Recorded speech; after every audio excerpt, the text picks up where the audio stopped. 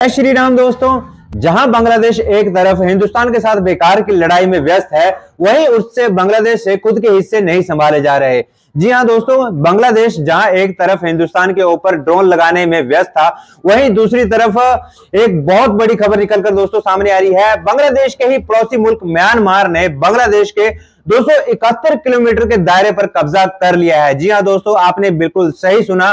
बांग्लादेश के इस हालात और कमजोरी का फायदा उठाते हुए बांग्लादेश के 271 किलोमीटर के दायरे पर म्यांमार ने कब्जा कर लिया है। इसी टॉपिक पर आज पाकिस्तानी पब्लिक का रिएक्शन जानेंगे। क्या है उनका रिएक्शन? चैनल पर अगर नए हो, वीडियो अगर पसंद आए तो प्लीज यार वीडियो को एक लाइक, शेयर, कमेंट बॉक्स में आप भी अपने रिएक्शन के साथ चैनल को सब्सक्राइब करके नोटिफिकेशन बेल को ऑन करना बिल्कुल ना भूलें। बांग्लादेश जो है वो अब मुसलमानों के हाथ में मुकम्मल। पहले कठपुतली हुकूमत जो थी मोदी चला रहे थे उसको, तो अब बांग्लादेश को अगर उकसाया जा रहा है इंडिया के ख़िलाफ़, तो इसके पीछे ज़रूर किसी की साजिश होगी, क्योंकि बांग्लादेश खुद अभी इस पोजीशन में नहीं है कि वो किसी के साथ इस तरह से जो है वो पंगा ले। तो अभी देखें कि बर्मा और अराकान जो है, म्यांमार जो है, इसके अंदर भी मुस्लिम पॉपुलेशन ज़्यादा है। तो अब यहाँ से जब अफ़गानिस्तान से अमेरिका जाता है, तो यहाँ पे जो है इंडिया अपने जो है ताल्लुकात, पहले हम ये सोच रहे थे कि शायद तालिबान इनके साथ हाथ नहीं मिलाएंगे, लेकिन अब उन्होंने बहुत अच्छा जो है ना कोलैब कर लिया है। हम मालूम है तेरे बाप को मत सिखा। तो अब मुसलमानों की जो इस खित्ते में पावर है, उसमें जो है वो मोदी अभी उसको कहीं ना कहीं जो है ना उसको कंप्रोमाइज़ करना पड़ रहा है। तो यहाँ पे क्योंकि उसको ये मुसलमानों की उभरती हुई जो है पावर नज़र आ रही है, स्पेशली साउथ एशिया में और सेंट्रल एशिया के अंदर, तो इसी वजह से वो अपना नरम रवैया दिखा रहा है। तो बांग्लादेश की तरफ से मैं नहीं समझता कि पहल हुई होगी। बांग्लादेश को कोई ना कोई यूज कर रहा होगा। कौन कर सकता है सर? बांग्लादेश को कौन उकसा सकता है? हम पहले सारी उम्र 1971 के बाद ये सुनते आए कि जी बांग्लादेश को पाकिस्तान से अलग करने वाला इंडिया था, लेकिन आज हम ये बात कह रहे हैं कि बांग्लादेश को इंडिया के खिलाफ उकसाया जा रहा है। तो ये तीसरा मुल्क कौन होगा? फिर जाहिर है पाकिस्तान का ही नाम आएगा यहाँ पे।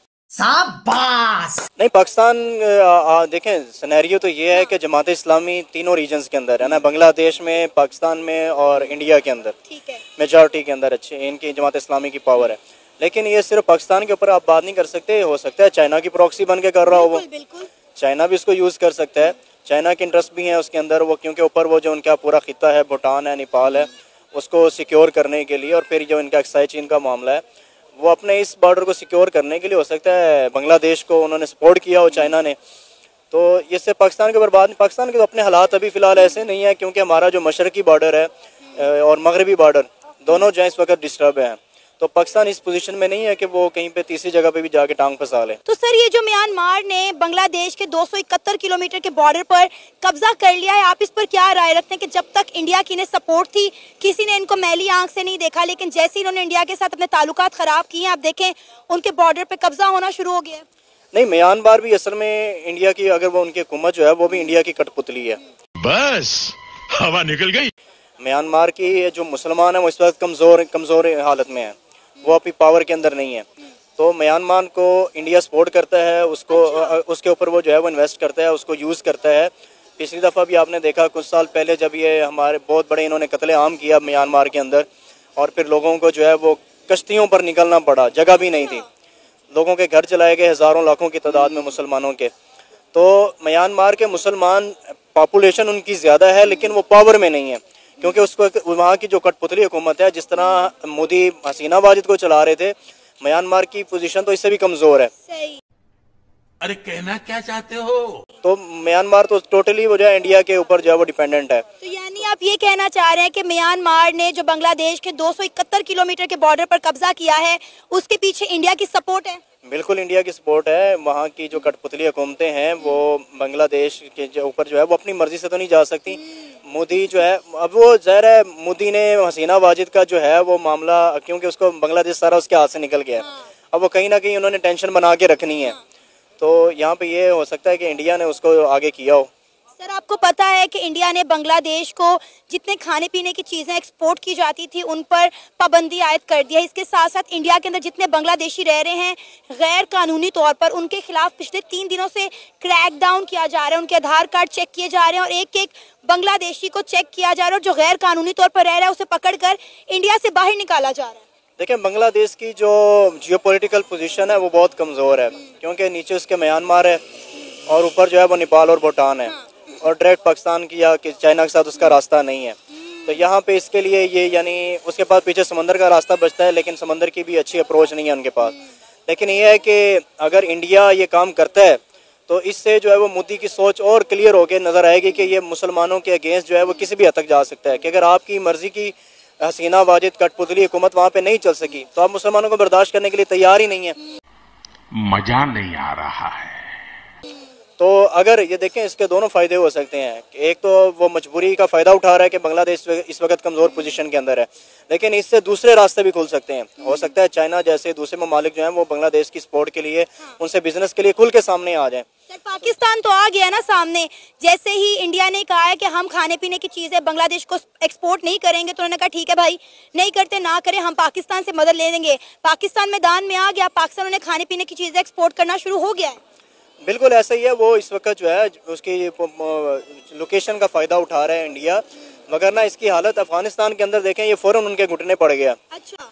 जैसे ही अमेरिका का इनकलाब हुआ तो बेसिकली तालिबान को एक गुस्सा तो था इंडिया के ऊपर भी, क्योंकि इसने इन्वेस्टमेंट की हुई थी वहाँ पे अमेरिका के साथ, नेटो के साथ। लेकिन जैसे ही ये निकले हैं तो ये फ़ौरन दुनिया ने यही समझा था कि ये तालिबान के अगेंस्ट होगा, लेकिन मोदी ने अपनी आफियत इसी में समझी कि मैं तालिबान के पाँव पड़ जाऊँ। उसकी वजह ये थी कि अगर वो अफगानिस्तान के साथ दोस्ती नहीं करता तो वो सेंट्रल एशिया की अप्रोच उसके हाथ से निकल जानी थी।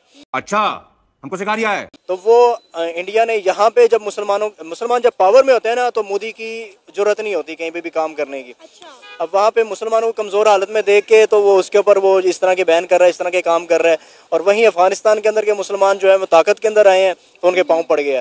तो ये सऊदी अरेबिया के साथ बात करें, यूएई के साथ बात करें, वो भी तो मुस्लिम ममालिक है। ईरान, इराक की आप एग्जाम्पल ले लें, इंडिया के ताल्लुकात उनके साथ बड़े अच्छे हैं। पिछले साल हमने देखा कि यूएई के अंदर इतने बड़े हिंदू मंदिर का इफ्तिताह किया गया, नरेंद्र मोदी खुद उसका इफ्तिताह करके आए हैं। यही नहीं, ये भी तो मुस्लिम ममालिक है, फिर इनकी तरफ इंडिया का झुकाव अच्छा क्यों है? देखें, यही बात है ना, मुसलमान जहाँ पे इकॉनमी के अंदर पावर में हैं या मिलिट्री के अंदर जो है पावर के अंदर हैं, तो वहाँ पे मोदी जैसे लोग जो हैं वो उनके पाँव पड़ने के लिए पड़ जाते हैं फ़ौरन। सऊदीया के अंदर भी इनका यही मामला है कि सऊदीया की इकॉनमी अच्छी है, दुबई की इकॉनमी अच्छी है, गल्फ़ की इकॉनमी अच्छी है। तो अब अफगानिस्तान थोड़ा सा पावर के अंदर आया, इकॉनमी तो अच्छी नहीं थी उसकी, लेकिन उनके पास पावर थी।